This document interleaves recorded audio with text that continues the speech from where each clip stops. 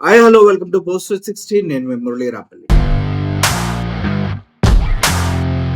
అందరికీ తెలుసు కొమ్మినేని శ్రీనివాసరావు సాక్షి ఛానల్లో ఉన్నటువంటి సీనియర్ జర్నలిస్ట్. ఎన్నో డిబేట్లు చేసిన 70 years ఏజ్ కలిగి 50 సంవత్సరాలకు పైగా టీవీ ఛానల్లో తన కెరియర్ జర్నలిస్ట్గా తన జీవితాన్ని కొనసాగించిన వ్యక్తి కొమ్మినేని శ్రీనివాసరావు గారు. అటువంటి వ్యక్తిని నిన్న ఆంధ్ర పోలీసులు వచ్చి అరెస్ట్ చేయడం జరిగింది. అది కూడా కొమ్మినేని శ్రీనివాసరావు గారి ఇంటి లోపలే. ఎంత దారుణం అంటే ఆయన్ని నిర్బంధించి చుట్టూ పోలీసులు వచ్చి మెడిసిన్ తెచ్చుకుంటాను అన్న కూడా తనని అలౌ చేయలేదు. అంతేకాదు బట్టలు తెచ్చుకుంటాను కూడా అలౌ చేయలేదు. అసలు ఎంత దారుణంగా అడ్డగించారంటే ఆయన్ని అడుగు పెడతానికి వీల్లేదు, మాతోనే ఉండాలి, ఇలాగే వెళ్ళాలి, ఇలాగే రావాలని. చివరికి తనకి అరెస్ట్ వారెంట్లు ఏవి చూయించకుండా అరెస్ట్ చేయాలని చూసినప్పటికీ కూడా అక్కడికి చేరినటువంటి సాక్షి సిబ్బంది అందరూ కలిసి అడగటం తోటి చాలా టయానికి చూపించలేదు, ఎఫ్ఐఆర్ చూపించడం జరిగింది. అసలు ఎంత దారుణంగా ఆయన వారించారో ఒకసారి మీరు చూడండి. మిమ్మల్ని ఏమడుగుతున్నారు వచ్చినప్పటి నుంచి? నాకు మామూలుగా నేను ఆఫీసు బయలుదేరదామని వచ్చా. మా డ్రైవరు అది రెడీగానే ఉన్నాడు, కారు రెడీగా ఉంటే మా అబ్బాయి మాదాపూర్ దగ్గర ఉంటారు. ఆయనకి సమాచారం ఈ పోలీసులు వస్తారని కాదు, ఈ కేసు ఏదో ఉంది తెలుసుకుందామని మా అబ్బాయి కూడా వచ్చాడు. మా అబ్బాయి అంటే మాకు కాస్త డిస్టెంట్ ఇదనమాట. వచ్చాడు, వచ్చి మేము మాట్లాడుకుంటా కిందకు వచ్చాం. సడన్ గా 2-3 మిత్రులు వచ్చారు. వచ్చిన వాళ్ళు మర్యాదగానే ఉన్నారు. వాళ్ళు నా పట్ల ఏమనిస్తే ఇంకా సార్ మేము పలానా చోట నుంచి వచ్చామని కార్డులు చూపించారు. ఓకే అన్న, ఏంటి విషయం అంటే ఇట్లా తుళ్ళూరు రావాలండి, అక్కడ మీ మీద కంప్లైంట్ వచ్చిందండి అన్నారు. ఓకే, రావటానికి నాకు అభ్యంతరం లేదు. సరే ఇంటి లోపలికి రండి, వెళ్దాం, వెళ్ళి కాఫీ టీ తాగుదురు కానీ వద్దండి అన్నారు. సరే నేను బట్టలను మందులు అవి తీసుకొచ్చుకుంటానంటే లేదండి మీరు ఇక్కడే ఉండాలంటారు. ఇదేంది నాకేం అర్థం కాల. అప్పటి వరకు నాకు అసలు రూల్స్ గొడవ నాకు తెలియదు. మనం ఇంకో మిత్రుడు ఇంకో జర్నలిస్ట్ మిత్రుడు వచ్చి అవును మీకు రూల్స్ ప్రకారం కాగితం ఇవ్వాలి కదా, కాగితం ఇచ్చారా అంటే ఏ రూల్ ప్రకారం చేస్తానంటే అవునయ్యా నిజమే రూల్ ప్రకారం ఇవ్వాలి కదా అని అడిగాను. నేను అడిగితే అప్పుడు అవునండి అని అప్పుడు ఆగారు. అంతే. నేను ఒకసారి ఇష్యూని కూడా చెప్తాను సార్. ముఖ్యంగా 3 రోజుల క్రితం జరిగినటువంటి ఈ మొత్తం డిబేట్ లో సాక్షికి సంబంధం లేదు. ఇక్కడ కూడా సాక్షి చాలా క్లియర్ గా చెప్పింది. సాక్షి విలువలకు మహిళలకు విలువిచ్చేటువంటి సిచ్యువేషన్ ఉంటుంది. అదే పూర్తిగా సాక్షికి సంబంధించి ఎప్పుడు కూడా ఒక చిన్న పదం ఎక్కడన్నా తప్పుగా దొరికినా గానీ దానికి సంబంధించి కరెక్ట్ చేసుకునేటువంటి ఒక విలువలు ఉన్నటువంటి ఒక ఆర్గనైజేషన్, ఎప్పుడు కూడా తప్పు చేయనటువంటి ఆర్గనైజేషన్. ఒక వ్యక్తి ఒక డిబేట్ కు వచ్చిన తర్వాత రకరకాల వ్యక్తులు వస్తుంటారు, రకరకాల అభిప్రాయాలు ఉంటారు. ఆయన వ్యక్తిగత అభిప్రాయాన్ని సాక్షికి ఆపాదించడము, ఎట్ ద సేమ్ టైం మీకు ఆపాదించడం అనేటువంటి దాన్ని ఎట్లా చూస్తారు సార్? జరుగుతున్న ఈ మొత్తం క్రమం కావచ్చు, దీన్ని ఎట్లా చూస్తారు? ఉంది ఎందుకంటే నా ఆశ్చర్యం వేస్తుంది. దేశ ప్రధాని గారిని పట్టుకుని టెర్రరిస్ట్ అన్న వ్యక్తులు ఉన్నారు, వాళ్ళకేం అవలేదు. అట్లాగే ఇంకా చాలా అవన్నీ చెప్పుకుంటా పోతే చాలా ఉంటాయి. కానీ ఆశ్చర్యంగా ఏంటంటే ఈ కేసులో ఎక్కడా మహిళల్ని కించపరచలేదు. ఆ ఒక్క పదం వాడిన మాట వాస్తవం. ఆ పదాన్ని వాడకుండా ఉంటే మంచిది. అది చేసినటువంటి వ్యక్తి సాక్షికి ఎటువంటి సంబంధం లేదు, అస్సలు సంబంధం లేదు. సాక్షికి సంబంధం లేదు, సాక్షి మనకి మీడియాకి సంబంధం లేదు. నేను కూడా వెంటనే వారించాను.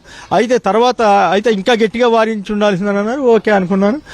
తర్వాత రోజు పరిగెట్టుకుని దానికోసమే పెట్టి మొత్తం డీటెయిల్డ్ గా క్షమాపణలు చెబుతూ మనకి సంబంధం లేకపోయినా కూడా సాక్షి యాజమాన్యం అయితే ఇంకా గొప్పగా ముందుగానే మాకు సంబంధం లేదు, మేము అందరినీ గౌరవిస్తామని చెప్పింది.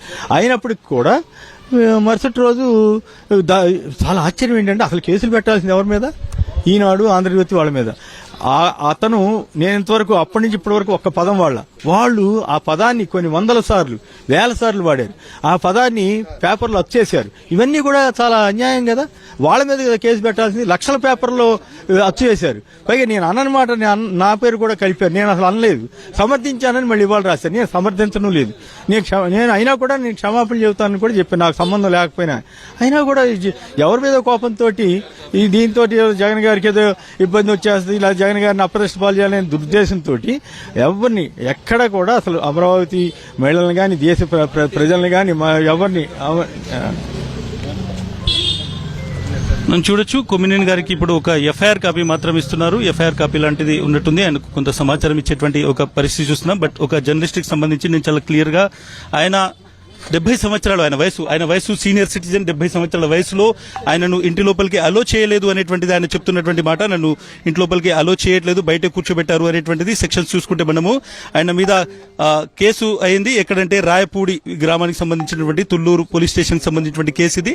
ఈ కేసులో మనం చూసుకుంటే ఆయనకు సంబంధించి అండర్ సెక్షన్ 79, 196 సబ్సెక్షన్ 1, తర్వాత 353 ఉంది సబ్సెక్షన్ 2, తర్వాత 299, 356 subsection 2, 61 subsection 1, BNS 67, ITA 3 subsection 1, subsection 4, తర్వాత ఎస్సీ ఎస్టీ పీసీ యాక్ట్ ఈ పీసీఏ అనేటువంటి ఇవన్నీ సెక్షన్స్ ఇందులో పెట్టడం జరిగింది. ప్రయర్ టు ఇది 6వ తేదీకి సంబంధించినటువంటి ఇష్యూకు సంబంధించినటువంటి ఒక కంప్లీట్ కాపీ అనేటువంటి చెప్తున్నారు. ఆయనకు ఒక పేపర్ ఆయనకి ఇవ్వడం జరిగింది. కేవలం ఎఫ్ఐఆర్ మనం చూడొచ్చు.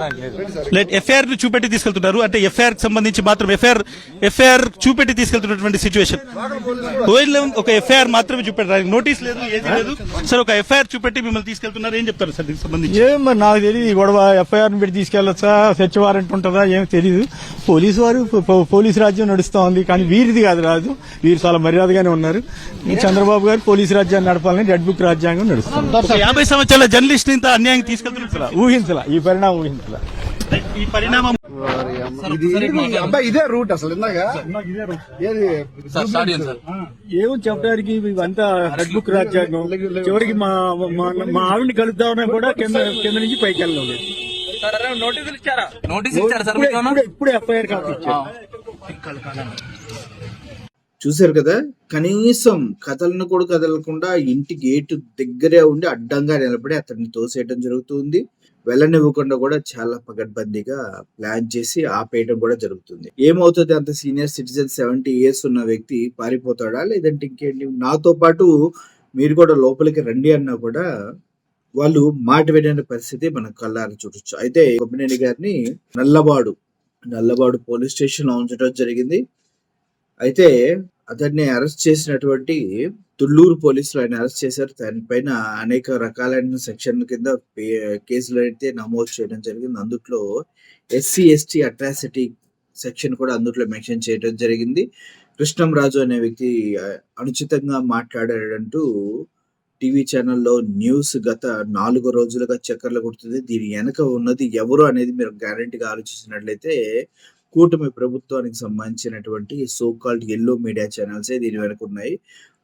సాక్షికి సంబంధించిన డిబేట్ లో కేవలం ఒకేసారి అమరావతి పరిసర ప్రాంతాల్లో వేసే వృత్తి చేసుకోవడం ఎక్కువైపోయింది అన్న విధంగా మాట్లాడటం జరిగింది. అందులో అమరావతి మహిళలు అనలేదు. ఎక్కడి నుంచి వచ్చి చేస్తారో ఏమైనా కూడా పరిసర ప్రాంతాల్లో ఎక్కువ స్వచ్ఛంద సంస్థలు వాటిని నిర్మూలించడానికి, వేసే వృత్తిని కంట్రోల్ చేయడం కోసం పనిచేస్తున్నారంటూ కృష్ణమరాజు అనేటువంటి ఒక అనలిస్ట్ మాట్లాడటం జరిగింది. అతనికి పార్టీకి ఎటువంటి సంబంధం లేదు, కొమ్మినేని గారికి వైఎస్ఆర్సీపీ పార్టీకి ఎటువంటి సంబంధం లేదు. బోత్ ఆర్ ప్రొఫెషనల్లీ, ఒకరు జర్నలిస్ట్, ఒకరేమో అనలిస్ట్.